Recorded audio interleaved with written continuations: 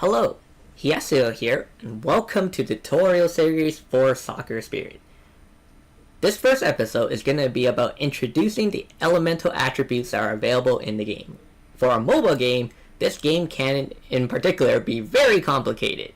So in order to help new players, and perhaps you, get into the game, I will be introducing what each element is supposed to be.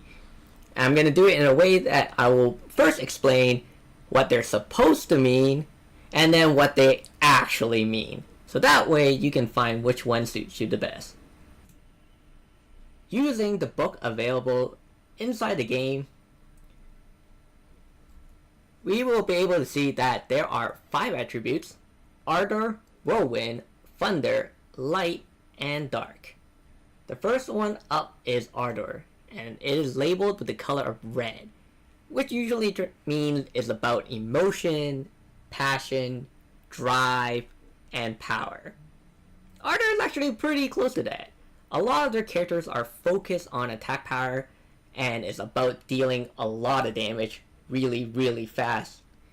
So if you're a guy that kind of likes dealing a ton of damage in a single hit, or just like having a lot of supportive characters to help you deal even more damage, Artur is your thing. Now, when you play as Artur, that's pretty much also your response. So when you see a goalkeeper that you're fighting and you can't bring them down, you just think about how to add even more damage. You don't try to think about putting on the side, adding support. You just think about how you can just dump more damage to kill them faster. That's the way it is. In a way, Artur is kind of like that guy who looks up at the villain who's hiding behind a bulletproof glass, and you shoot him with your pistol to start with. And then, while the villain is busy laughing at you, you look and you see there's a tank. So you shoot the window with that. And the guy is already on the ground, bleeding. And then you not only get out of the tank, you get into a bigger tank and you shoot him with the main cannon while the guy is already crippled on the ground. That's what it feels like to play Artur. Of course, Artur does have its weakness. Because it's such an offense-oriented element, it does mean they have a considerable lack of defense, with the exception of their legendary goalkeeper. But in most cases, when you play Artur, you should expect yourself to take as much damage as you're dealing. Next one up, we have whirlwind. Whirlwind is the color of green. It's about nature, about speed, and precision. When you play as whirlwind, you want to take advantage of your speed. You do so by increasing your team's speed through global buffs or actives that further increases your base speed, and you just outpace your opponent. You usually take the initiative and you strike at their vital weak points. Now, if you have to visualize this, you can think of whirlwind as a fast ninja, but not like unseenable fast. They're more like visually fast ninjas. The difference is, this visually fast ninja actually does damage, unlike those ninjas that are just all speed and like no power. Next we have thunder. Now thunder is the color of blue. It's about a bunch of androids and scientists. Thunder is usually about self-sufficiency, flexibility, and people are accustomed to Magic Gathering and think blue is knowledge, and it's kind of a bit of that. Now, when it comes to playing as Thunder, creativity is your strongest point. You have units that can be able to do a bit of everything, but you're not going to be at the strongest of it. You have the firepower, but not close to Artur.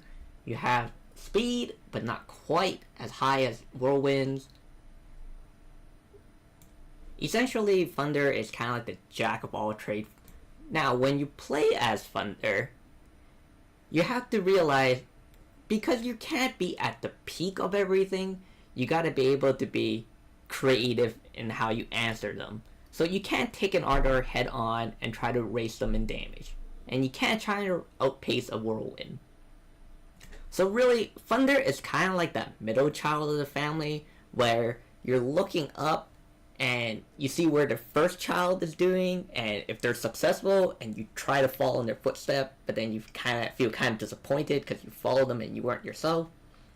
And then you look at the youngest child, and they get babied with everything, and you kind of envious.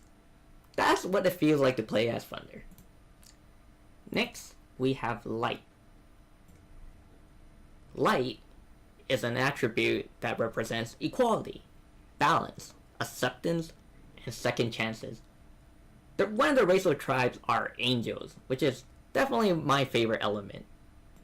When you play as Light, you try to absorb what your opponent is doing. You try to take the hits, tank it down, heal up, and then push back. Now, what it actually feels like to play as Light, however, is that you look at your amazing, beautiful units all sitting there, all ready to defend, and then they get overrun. You just watch them take damage that you'll never be able to return. You get outpaced, the enemy moves about 3 times before your first unit moves. Yeah, that's basically what it feels like to play Light.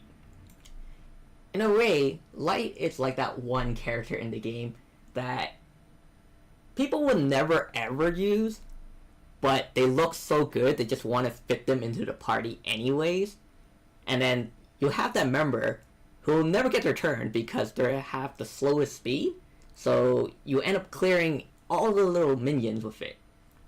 But the most important part is, during a boss fight, Light will be that one unit that somehow magically survived with like 1 HP while everyone else is dead. And you count on them to throw items and revive the entire party and give you a second chance. That's what it is. That's what Light is. Now, after Light, we have Dark. Dark is not really about evil. It's more like about change, chaos, and disruption.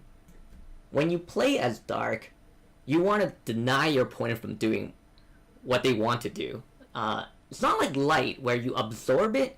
Dark is just try to prevent everything. You remove spirits, you take their stats, you deny their action bar, you steal their action bar, you know, they're faster than you, you know what, we trade our speed. That's what it feels like to play Dark.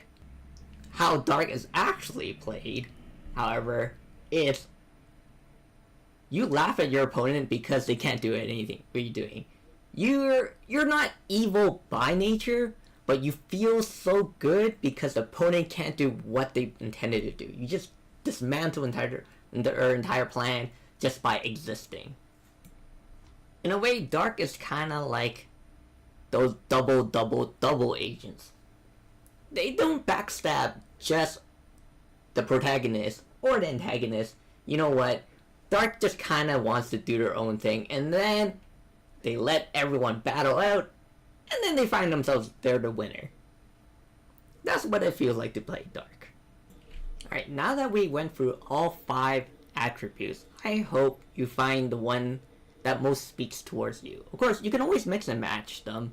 You can run dual colors, or you can run multiple colors. Now, if you run multiple color, people usually refer to it as rainbow. And that usually means you're indecisive. And that's okay, as long as you have fun. With that said, thank you for watching. I hope this helped you decide on an element. And if you still haven't, that's okay. Tune in for the next episode as we talk about individual players, and maybe that will help you pick what you need.